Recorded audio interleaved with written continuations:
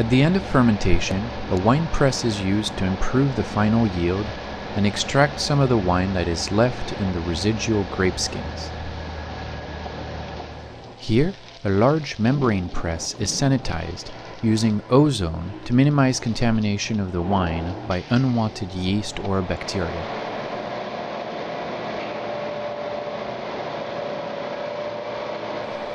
Once clean, the press is ready to load.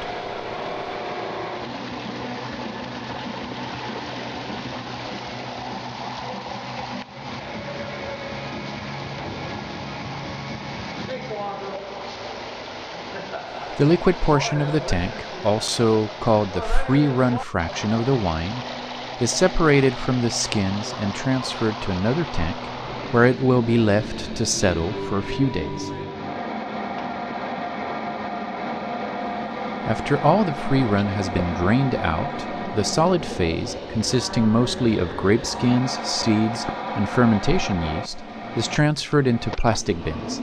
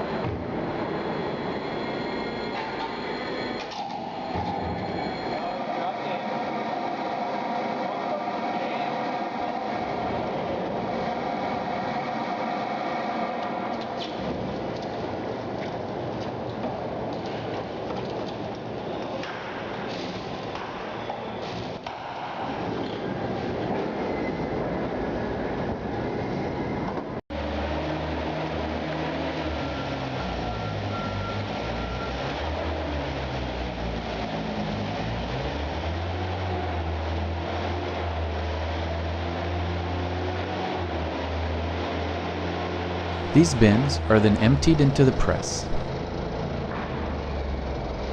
Here, the content of multiple batches can be combined into a single press load.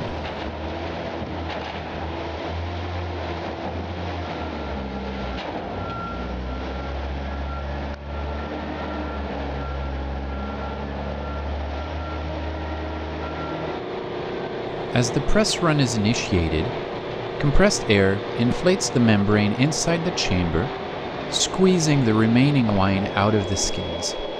As the pressed wine comes out of the press, it is transferred to a separate tank and will be left there to settle and clarify for a few days as well.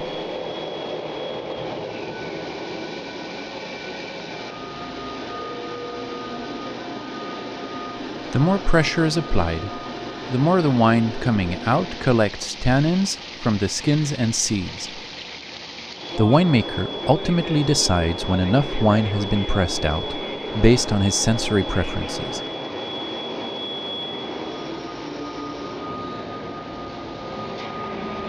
The dried skin and seed mixture, also called the pumice at this stage, is emptied out of the press and collected to be composted in the vineyard.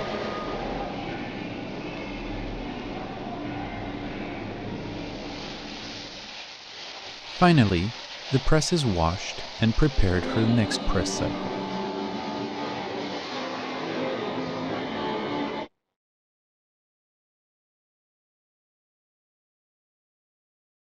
Sanitation is an integral part of the winemaking process.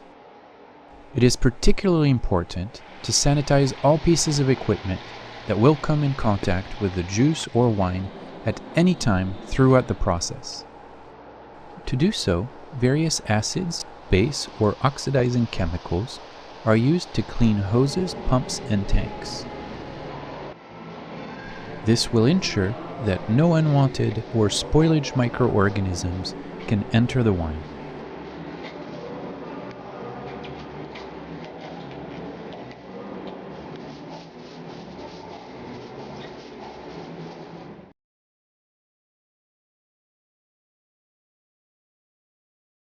The free-run wine, as well as the pressed wine, have now settled in the tanks for a few days and are ready to be transferred to the barrels.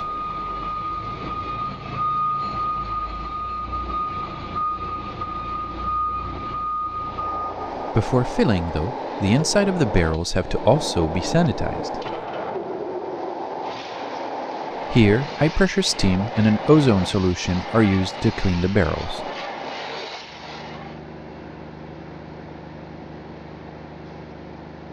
Once dry, the barrels are ready to be filled. The wine is transferred from the lower section of the tank. However, the thick deposit at the bottom, also called the lees, will be left behind.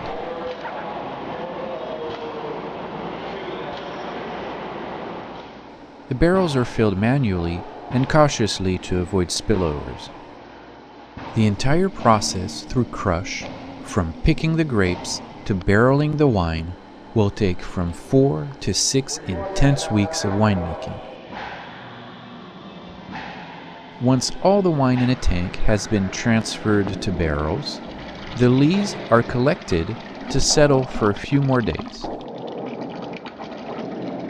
Ultimately, this thick material will be composted and returned to the vineyard. During the aging process, the wine will remain in French oak barrels for up to 15 months. The winemaker carefully chooses his oak barrels from different coopers, including woods that may have been set to dry for up to 3 years. The different woods selected impart different flavors and tannins. Throughout the aging process, some of the wine will be absorbed into the wood, and a small fraction will evaporate out of the barrel. To avoid the excessive oxidation of the wine, the barrel must be topped off with more wine regularly to eliminate any air pockets that may have formed in the top of the barrel. While in the barrels, the wine will undergo malolactic fermentation.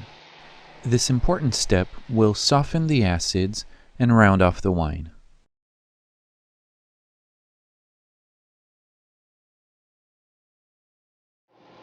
At the end of the aging process, the winemaker decides which barrels he will use for the different blends based on his personal taste.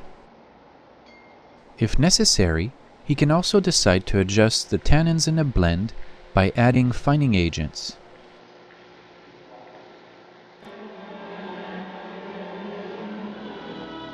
Once the final blends are determined, the wine can be transferred from the barrels to the blending tank.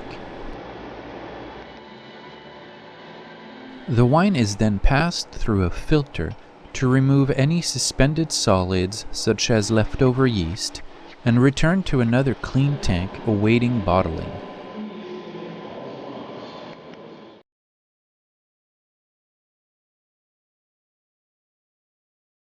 On the bottling days here at the winery, a mobile bottling line service comes with a fully equipped trailer. On this type of setup, cases of empty bottles are fed into the trailer at one end, and full cases of labeled bottles come out at the other end, ready for shipping. Inside the trailer, a crew member feeds the bottling line with empty, unlabeled bottles.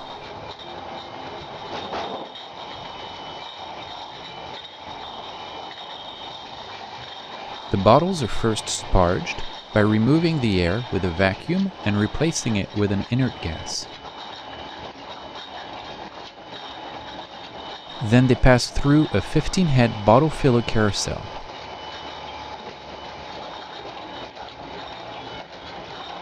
The fill level is adjusted precisely and the cork is inserted.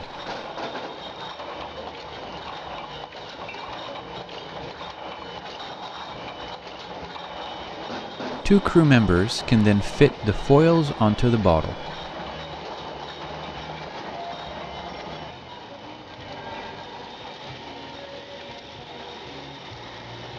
The foils are crimped and the bottles move on to the labeling station.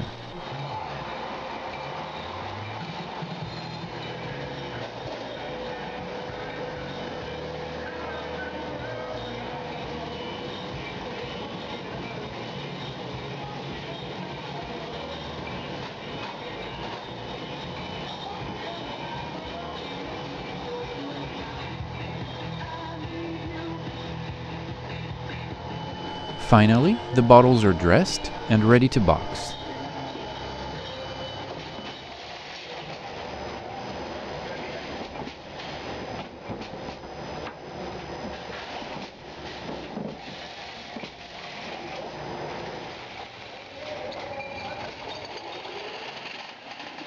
The cases are then palletized and prepared for shipping.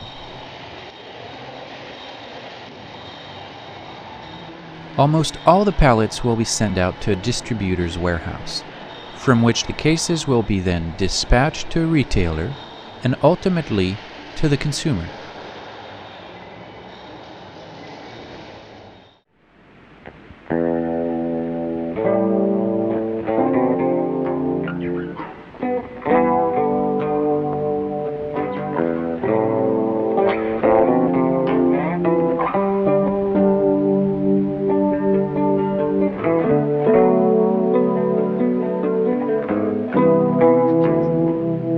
Van Duzer Vineyards produces 7 different Pinot Noirs, including 5 barrel-selected blends based on block and clonal selections, as well as a Pinot Gris, a rosé from Pinot Noir grapes, and 2 types of dessert wines.